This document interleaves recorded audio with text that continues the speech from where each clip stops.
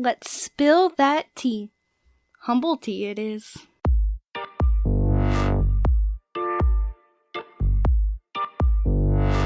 Hello everybody and welcome back to HumbleTea. I am Andy and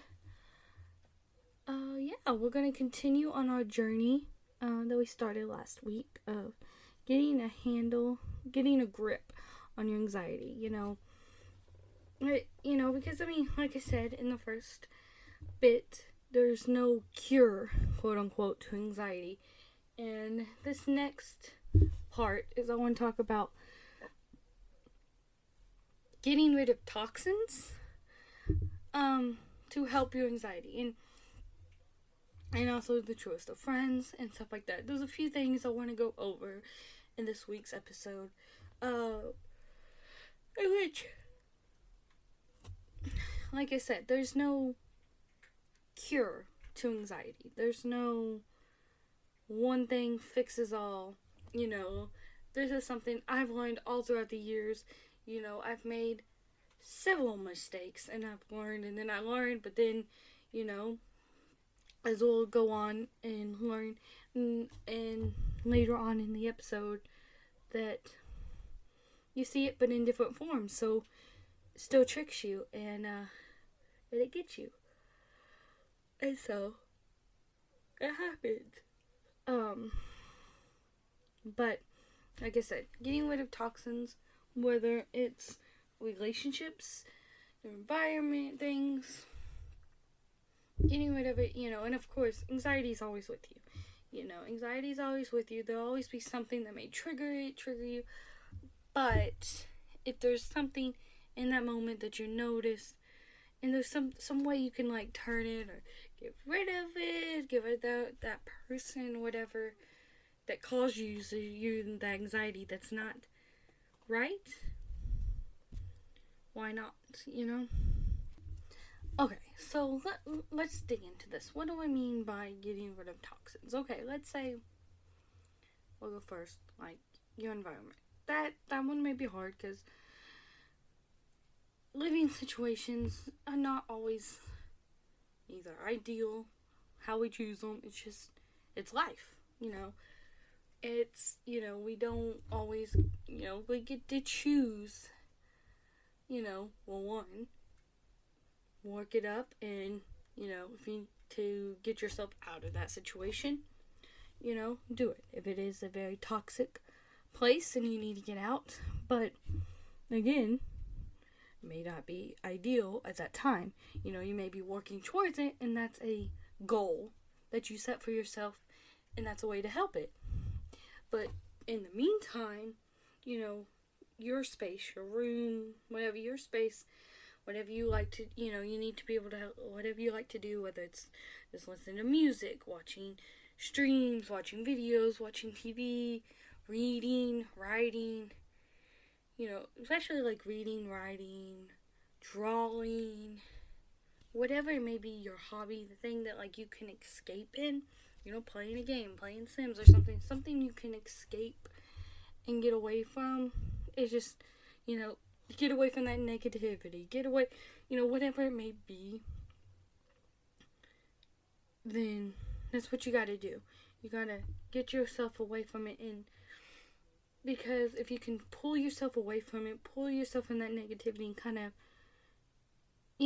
like I said, it's not an overnight thing. You're not just gonna click something in your brain and be able to do this. So it's something you have to train with, and you're not always gonna do it. But to take yourself away from that situation, and maybe it's someone that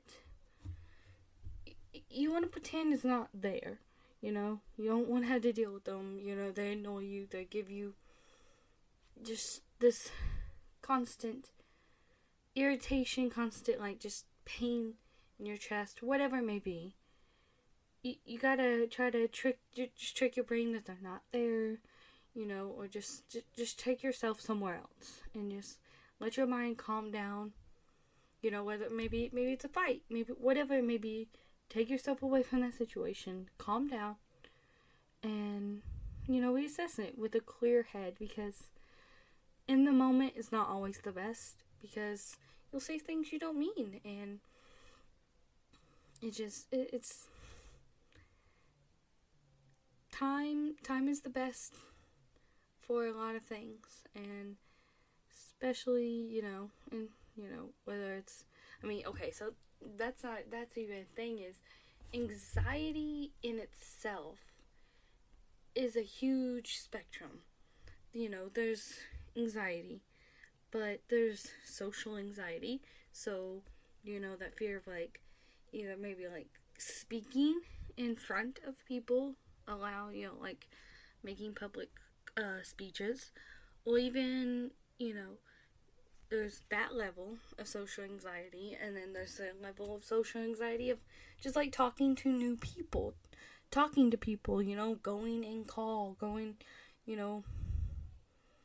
just even, online, going on a call and talking to people, having that anxiety, that nervousness of talking, and, like, are they gonna like me, am I gonna sound dumb, whatever it may be, and sometimes the easiest way to face that is just diving head first. I couldn't stand to listen to myself on recordings. My voice, which I have, as I gotten older, the way I speak is a little differently. Now that I used to, like, roll my R's, or it's like, I don't know, the way I talked was, like, very different, and kind of got made fun of a little bit for it. Or just people would ask me, say 33, whatever. It's something like that. Which now I know the definition of that, thanks to Ian on Twitch.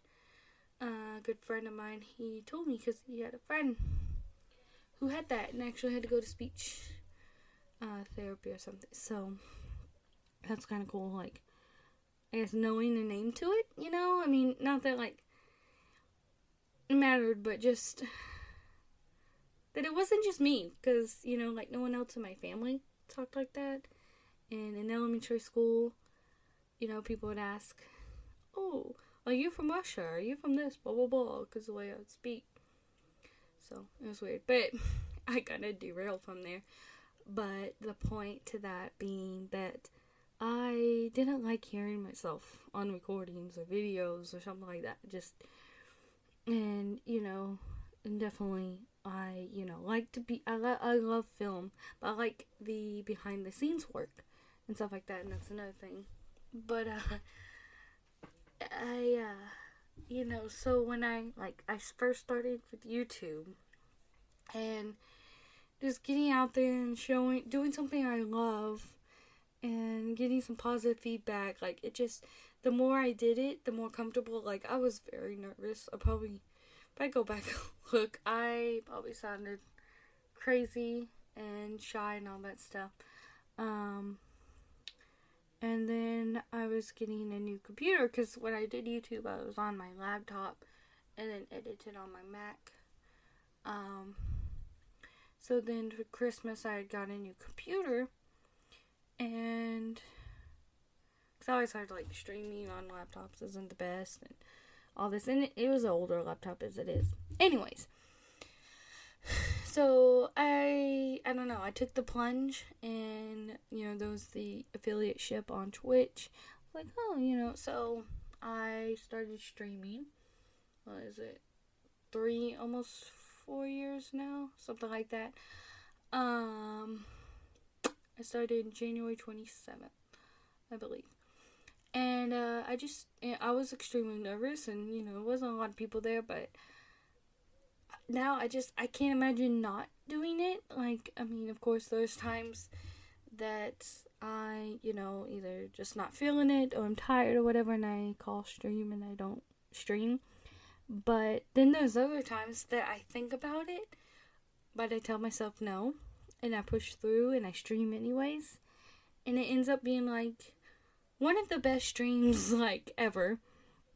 And, just everyone, like, I love recording, I love YouTube, I love doing my podcast, but there's something about the live feedback and just chatting and playing a game or whatever it may be, just hanging out with friends, that's just amazing. And, it really brought me out of my shell.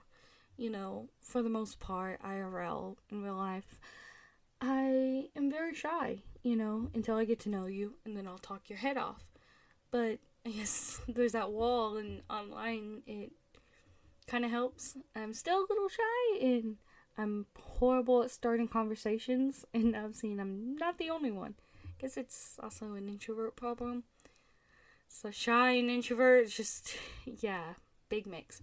Anyways, that just helps. And so I gotta say, if you have like that social anxiety, it's hard to say, oh, you had this, well, just throw yourself in there. But like, find something you like and just go for it.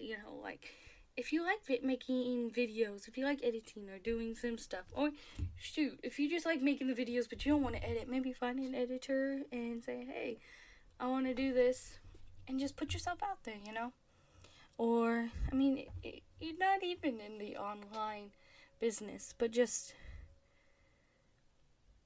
go up there, like, say hi, especially like some people, you gonna see them once, if you're being you and you're having fun and you go up there and do karaoke, you ain't gonna, unless there's that fluke, Hallmark, Lifetime, whatever moment and Disney moment where, the love of your life is in that audience, and then y'all meet months or years later and you're like, oh my god, you're that girl, that boy at the karaoke, blah blah blah, But for the most part, ain't nobody gonna bother me, so go. You like to sing, go up there and sing karaoke. Go dance, if you wanna go dance at the club or whatever it may be. I don't know. I don't get out. Like I said, introvert. I don't get out. But whatever it may be, But just get it's hard to say. But I guess baby steps, maybe like, try singing for family and friends, and then big audience. I don't know. Sometimes maybe singing for people you don't know, because like it's still hard for me, and that's why I got it. Certain times I record is like people hearing me. I don't know. Like I stream and I'm fine with that. People awake and stuff, but I don't know. I guess like talking. I don't know. It's a weird feeling, and so I don't know. Like it might be weird to start out with your family. I don't know how everybody's different, but maybe strangers. Like I said, you'll probably never see them again. But yeah, it seems weird just to throw yourself out there, when you have that social anxiety, and it is. But coming from experience and pulling that plug and doing it and making videos and streaming, it does work. It there's this, if you have a passion for something, and there's just you build this strong community, they'll build you up, and yeah, so, but yeah, but also just, baby steps, and surround yourself with those positive people that will help you to feel more comfortable to do it, to put yourself out there, whatever that may be. Yeah, like I said, there's all different types of anxiety, and trauma and all of that. And so, anxiety is a big umbrella for many different types. Well, we can't even list them all. So, the next part.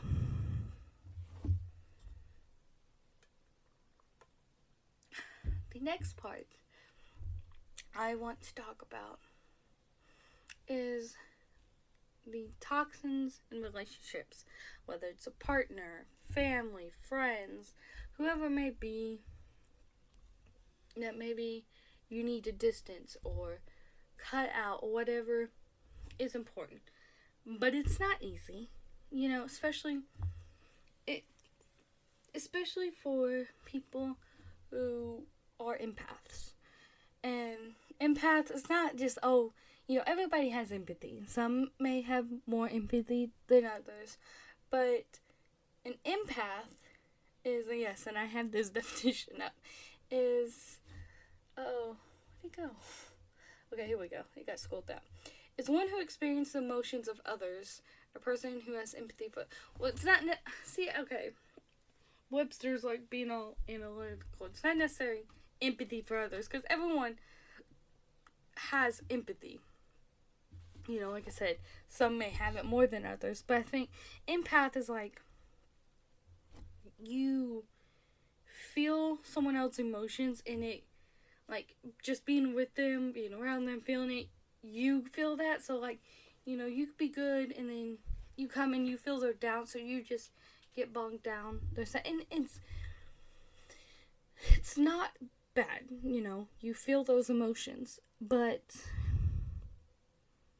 you know, if you have a lot on your plate, and then someone else, and then it could weigh you down, and so, and maybe that person's not a bad person, but maybe you need to say, okay, I just need to take some time, let me deal with, you know, what I got going on, and then kind of, you know, help them kind of figure out things as well, and just kind of to help yourself. But, like I said, I guess that was a point to try to explain, like, empath and how it can, like, I don't know, if you are an empath, like I said, just very, everyone's, everyone has empathy. Just some feel it, some get affected by it more. If you know, you know. But when you're an empath, that's what I mean to it, is that it's empath, or, you know, just so much empathy, so much that you feel it may be hard to let people go, even if they are toxic, because, you know, in your heart you've got close to them, you know, because usually, like, introverts, or, you know, some people, like, you don't let a lot of people in, you know, if you're an introvert, well, you know, and with that social anxiety, again, you know, you don't let a lot of people in, and so with that, you know, when you have that person, you grab on, you know, some people, you know, they get attached right away, or, you know, whatever it may be, you cling to them. So even if they're toxic, like, there's that, you cling to the good times. And like I said, you know, and it's not easy, oh, you get rid of them, it's done, it's easy like that. No. Especially, like I said, when you have the good times, you know, you don't want to let that go. And, you know, I have experienced this a lot in my past. And like I said, it's not, oh, you learned it once and then you know not to let that happen again. No. Like I said, if you have that attachment, that empathy, whatever it may be, it's hard, you know, and everybody's different. Everybody reacts to things different. You know, just everyone acts different. You know, everybody is different. No one's the same. So, they may kind of do similar things, but, like, you don't catch it, especially, you know, older in life, or whatever the case may be. And so, but when you have that toxic person, and you can realize it, you know, and you realize, hey, okay, they're not benefiting me, you know, like, not benefiting, like, sometimes I lose my words. They're, okay, the good time, okay, see, that's a good thing. Like I said, oh God. Hold up, okay. Like I said, you hold on to the good times, but you gotta think, do the good times outweigh the bad? Are they not, is it like, it's really bad, they put you down and stuff, you gotta go, okay, this is not good, I gotta walk away. You walk away, and things start, you know, brightening up, you know, you're doing you, and all this stuff, and it looks better. Yeah, you did the right thing, you know, and, yeah, And you gotta do it. And I guess I'll kind of go into my next point to this, and it's kind of a sequel, second part to the Truest of Friends that I did like way back at the beginning of the podcast. But when you okay. So a lot of people and those quotes out there and stuff, will say, "Oh, we're best friends. We don't have to always be around together. We don't have to talk every single day. But when we do, it's like we've never been apart. When we see each other, we can go forever without seeing each other. But when we do, it's like we've never been apart or talking or whatever the case may be." But that's true friends. Oh, let me back up. I'm like all over the place. I'm really rambling. Family. That's another thing. So family. Going back to getting rid of toxic people. When it's in the family, it's hard. It's like the blood, they're related to you, whatever it may be. But family can be toxic too. And you love them. And it doesn't mean that you're not going to love them. It doesn't mean you can't show them love. Just like for those friends. You can let those friends go because the relationship is not good. But it doesn't mean that you have to stop caring about them. You have to look out for yourself and do what's best for you. And that's not selfish. Looking out for yourself is not selfish.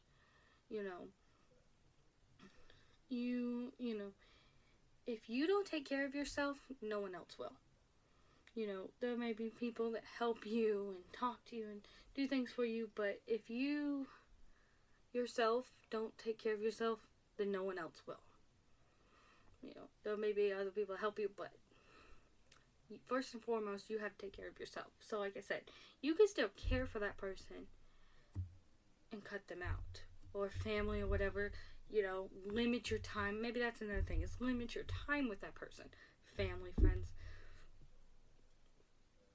Doesn't mean you stop loving them. Doesn't mean you stop caring. It just,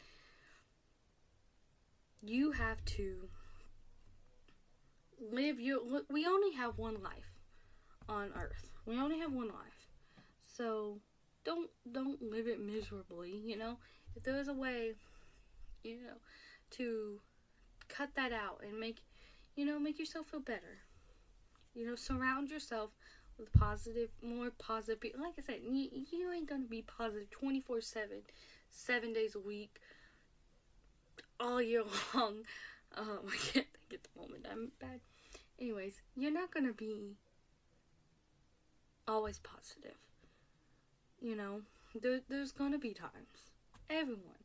But someone who is every single day, all day long, always negative, maybe a little sprinkles of positive.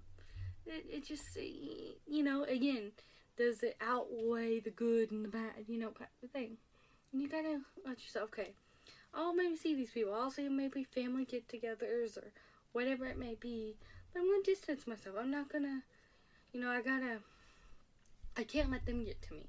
When they get to me, I get in my head, I drink, I do this, I do whatever it may be, and, that is not healthy. You got to do this. And like I said, maybe go to therapy and they can help you how to, how to handle that and how to distance yourself, how to, and some people might just need to be 100% cut out of your life, blocked, all that, whatever it may be, because they're just too toxic. That's your choice. But like I said, you don't have to stop caring for a person. But if they're causing more damage, don't need, it's not needed. So, going back to the truest friends of, I could say that, and it's true. You can't, your best friend, you could not talk to him forever, and then you talk to him, it's like, you never stop talking. And, you can even be in a fight with your best friend for months, for years, or whatever it may be, and you think you are not going to be friends again.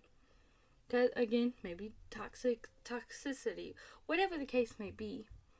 But then you start talking again, and it's like you never stopped. You catch up, and you just go right back into it. And I know, because it happened to me. Yes, when you're seeing this on Wednesday, it's like a week and a half. And, we started talking again, and, we were gonna wait. But we just started talking and catching up, and it was just as if we never stopped. And, that's when you know that you have the truest of friends that you can laugh with, and you can just jump right back into it. And then the people who they speak so loudly that you can't see what they're doing. Wow, my grandma had this quote, and I can't remember my mom say it, but it's like, you were talking so loudly that I couldn't see what you were doing, or something like that. So it's like, actions speak louder than words. So there are those people that may go out there and put like, oh, you're my sister, you're my brother, that's my bestie, that's my best friend, or something like that, and, whatever the case may be, and then, but they show it completely different to someone else, and, it's like, they kind of just talk to you when they need something, or when no one else is around. It's like, oh, you want to call, you want to talk, whatever, because, oh, this person's not around, okay, I'm gonna go call this person, oh, but you're my best friend, or you're my friend, you're here, it's like, when it's convenient, but, it's like, they're going around saying it so much, but not really showing it. And then those are the people that truly are your best friend, truly are your friends, and they don't need to go around saying it all the time, because they're spending time with you, they're talking, they're there for you, and they don't gotta brag or talk about it, because you're living life, and you don't have to tell everything, and yes, sometimes you do want to brag about your best friend, you do want to, say how wonderful they are, how much they helped you, and, get through things, or whatever it may be. Yes, sometimes, but it's not constantly. And then, like I said, they're speaking so loudly, they're going so much that, yeah, you don't see nothing, they're talking too loudly, because actions speak louder. And yeah, like I said, I recently experienced that, back months ago. I had my breakdown, and like I said, I didn't even know the state that I was in, like how bad I was. I look back at it now, and I was like, that's dumb, that's stupid of me. Why didn't I just walk away? Why can't I just like not look at Discord? Like, I had the notification off, notifications turned off, but I would still manually go and look, go check, like, oh, I need to check on my server, oh, because I'm gonna put the podcast for Golden Owls, and I'm gonna do this, gonna do that, and it was bad. I couldn't take a break for the scare of being forgotten, and yeah, I was too far gone. I was too afraid, and I deeply regret it, but also I kind of don't. I do, but I don't, if that makes sense. Like I said, I like to live by the everything happens for a reason, and I like to think that it also grew my friendship when it kind of destroyed it, but it helped me, one, to stand and really, I guess, figure things out on my own and see how bad of a situation I was in, how much anxiety had affected. And again, like I said, you may be through situations like I was back years ago with the other people online, and go back and forth, that like stop being friends, and they hacked and deleted my YouTube, and hacked into my Skype, and put a hippo on there, and that was in there, blah blah blah, hippo picture and all this, and then go back friends with them. It was a big huge mess and all that stuff. And I went back to these other people.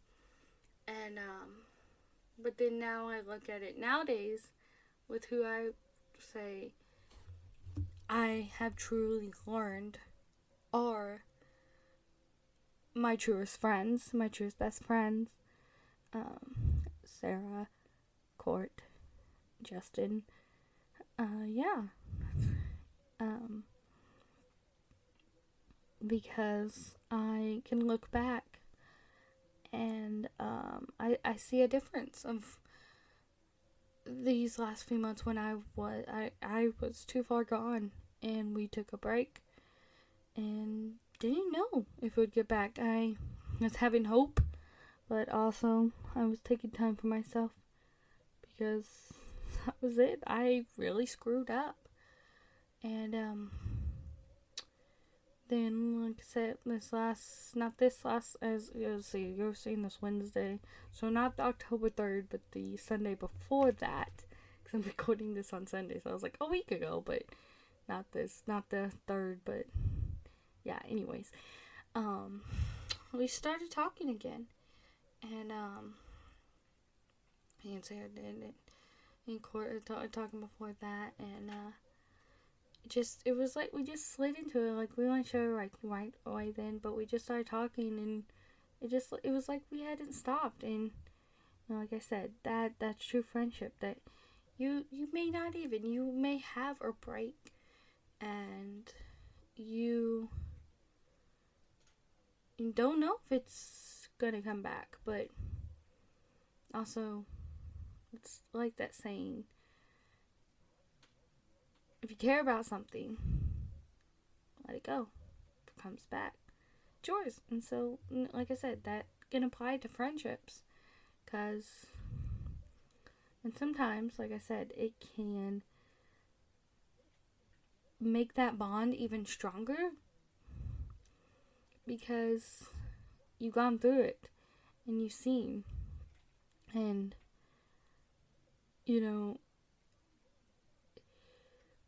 with me, I went those couple months, I was doing me, I was talking to other people, and trying to get back on my feet to streaming and doing videos again, and just trying to figure out everything in myself, but also doing stuff IRL, spending time with my niece and my parents and stuff like that, just really trying to better myself, and also going to therapy a little bit.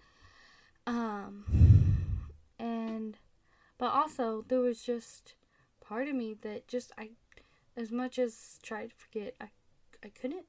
They were my friends, and I cared about them, and I wanted to have hope that it was going to work out, and it did. But with the other people in my past, I still remember. Like I said, you remember the good times, but definitely remember the bad. But I still remember. But it's not the same now. Like, I want to go and message them and get back. Try to work it out. It's a past, and it's really worked out for the better. But there was something missing. And now everything feels like it's like the puzzle's complete. Everything is in place. And yeah. So, like I said, when you have that feeling, whether family, friends, when those people just feel right, you just know. And, then when you surround yourself with those people who make you feel brighter, who help lift you up, not tear you down, who support you, who, listen to you, but also tell you what you need to hear, not what you want to hear. Also, that's what's most important. So, yeah, I think that's all we have for this episode. I think we'll go on to some more of this next week. But if you have any questions or any maybe topics or something you would like me to talk about, whether it's on this topic or something else, let me know in the comments down below. And yeah, you may see it in the future HumbleTea. But until next time, that is all the tea that we have. Bye, guys.